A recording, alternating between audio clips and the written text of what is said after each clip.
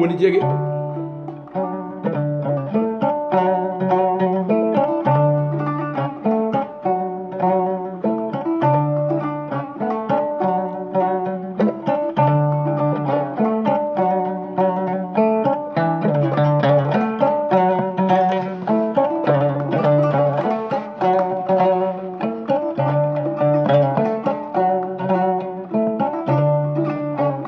yubo sen kodi hen kalji hen koɗani jegen koɗani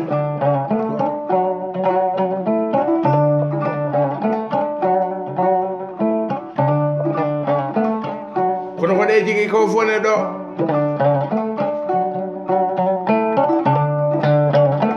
koɗante jigi ko nayi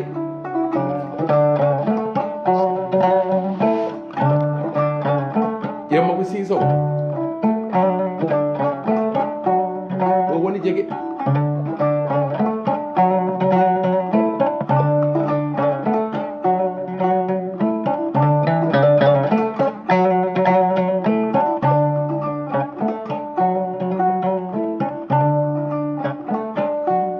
tawi ko nayi ɗine ɗo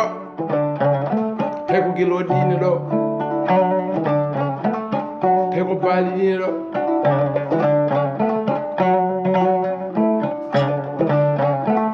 tawi ko beyɗine ɗo tawi ko guertoɗen ɗo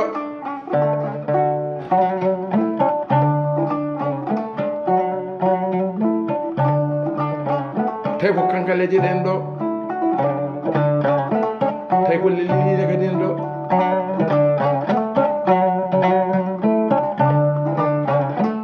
ƴeewa limam jaru bogal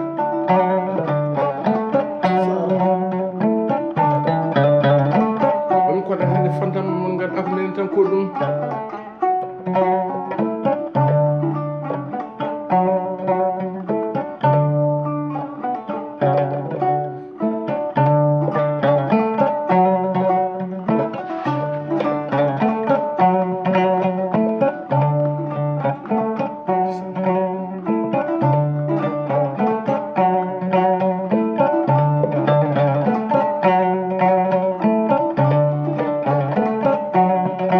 nani yubba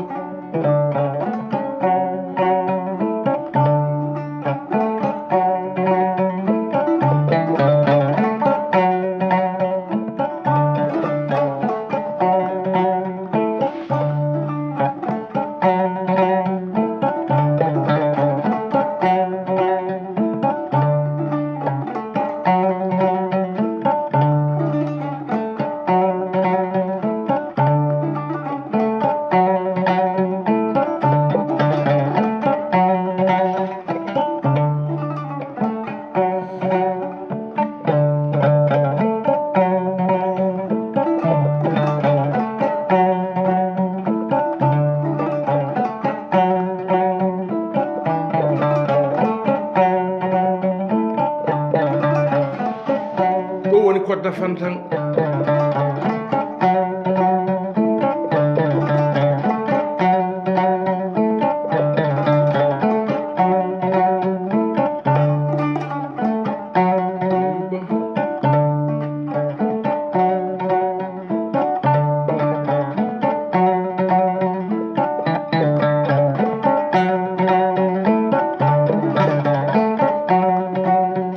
fantan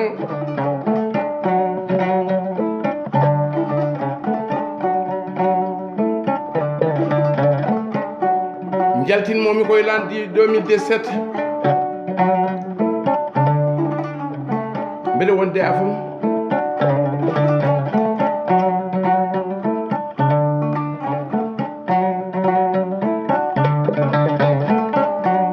ƴewaɗe no kodinma fantangi go baba mbeɗe wonde Ama Saydou Malick e koyɗol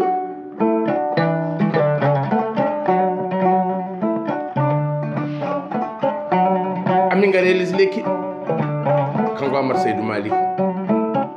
heccanki wonno jaam heccanki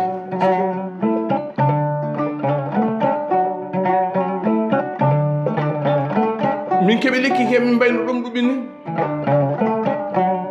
ƴettumo dungon ma hodde ɗo ɗum waɗini pinmine mbiyami bami yaltini fantan keso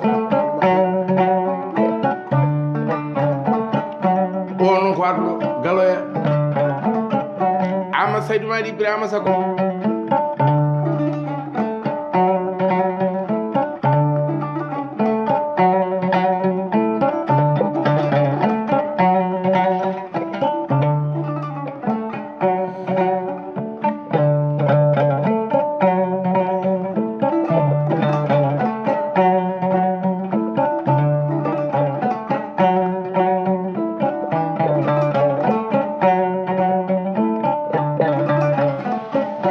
woni kodda fantan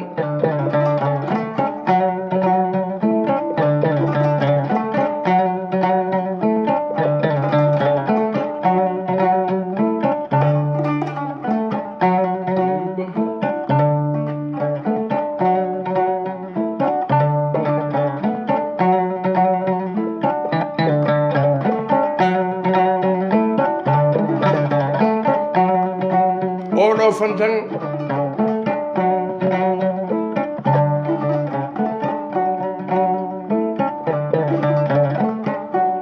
jaltinmomi koye landi 2017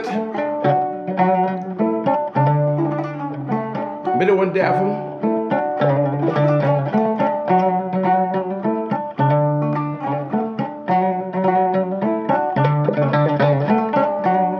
ƴewaɗe no kodinma fantangi go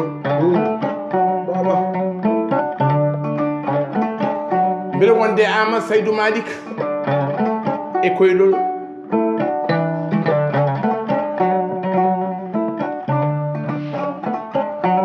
amin gari les lekki kanko Amadou Saydou Malick heccanki wonno jaam heccanki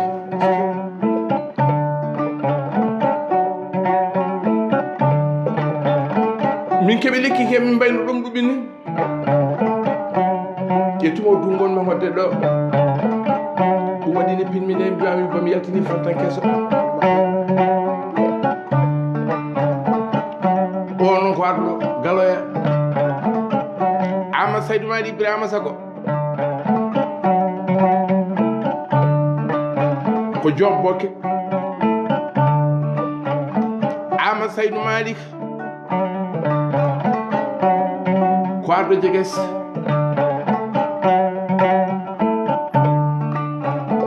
adana ko bamma koni faati siré gurel nayyi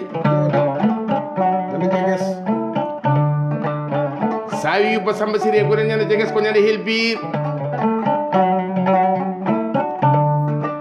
ñande helbira jali wore kalalagal mo dude sigi men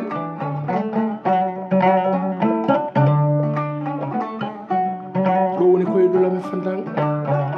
ɗum woni o fanta keso